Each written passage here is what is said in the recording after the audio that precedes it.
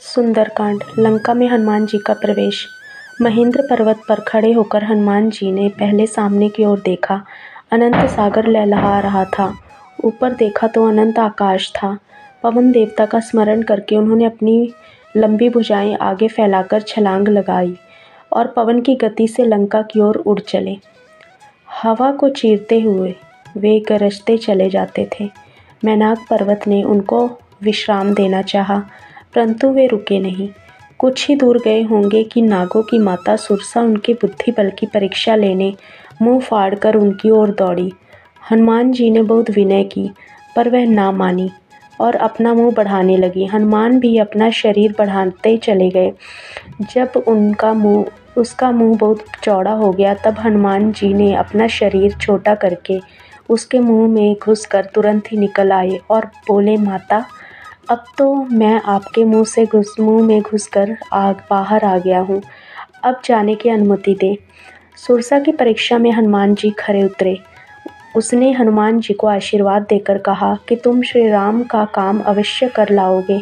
कुछ और आगे चलने पर उन्हें सीका नाम की राक्षसी का सामना करना पड़ा। उसने जल में हनुमान जी की परछाई पकड़ ली। इससे उनकी गति रुक गई और वे खींचकर सीका के पास जा पहुँचे। हनुमान जी ने अपने नाखूनों से उसका पेट फाड़ डाला। वे फिर उड़े और समुद्र पार करके लंका जा पहुँचे।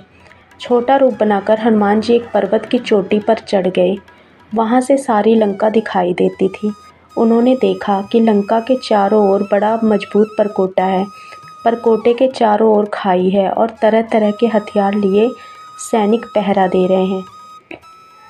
उन्होंने यह भी देखा कि दुर्ग पर सैकड़ों शतध्वनियाँ रखी हैं। सोने की लंका जगमगा रही है।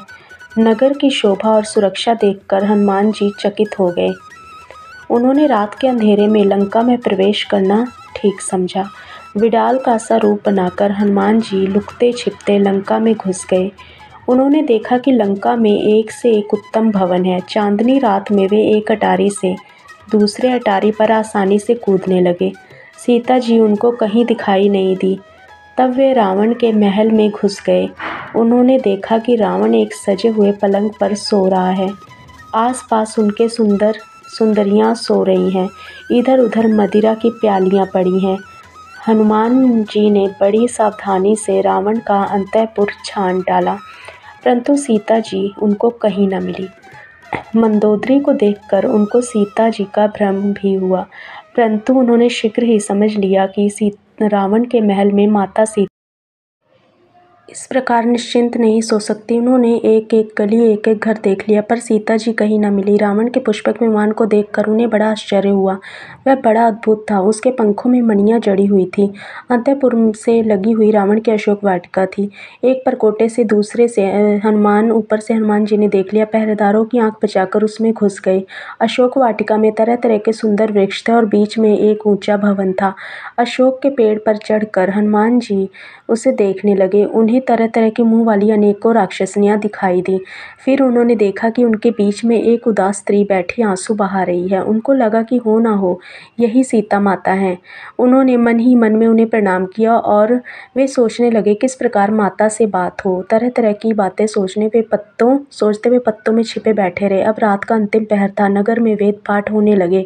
रावण भी जगा और अपनी रानियों दासियों ने लेकर अशोक वाटिका में आ पहुंचा। हनुमान जी डाली पर से चिपक गए, जिससे किसी की निगाह उन पर ना पड़े। रावण को देखकर सीता जी चिंतित होने लगी। रावण ने सीता जी को अनेक प्रकार से भय व लोभ दिखाए, परंतु माता सीता ने रावण का तिरस्कार ही किया। सीता जी ने कहा, यदि तुम मुझे स्वामी के पास पहुंचाकर क्षमा नहीं मांगोगे तो वह तुम्हारा सर्वनाश कर डालेंगे।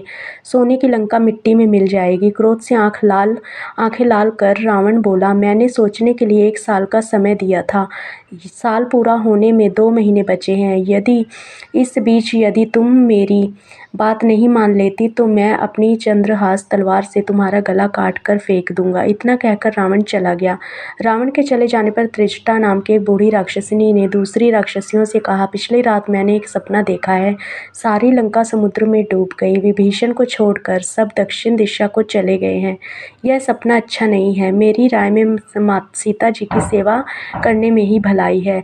पेड़ पर बैठे बैठे हनुमान जी सब कुछ देख सुन रहे थे। माता सीता का दुख देखकर वे भी दुखी थे। उनको भी यह चिंता थी कि यदि माता सीता के सामने आकर संस्कृत में बोल उठे तो माता सीता उन्हें मायावी रावण ही न समझ ले। उनके विचार कर उन्होंने पेड़ पर ही राम जी का वृत्तांत सुनाना शुरू कर दिया। उन्होंने राजा दशरथ का वैभव, राम जन्म, राम विवाह, राम वनवास, सीता हरण, सुग्रीव मैत्री आदि सब वृत्तांत संक्षेप में कह सुनाए। सीता जी आत्महत्या के विचार से उसी पेड़ के नीचे आ गई थी जिस पर हनुमान जी बैठे थे। उन्होंने ऊपर की ओर देखा। हनुमान जी को देखकर पहले तो वे घबराई, पर उनकी बातों से और उनके व्यवहार से भरोसा हो चला कि वे राम के ही दूत हैं और पता लेने के लिए यहाँ आए हैं।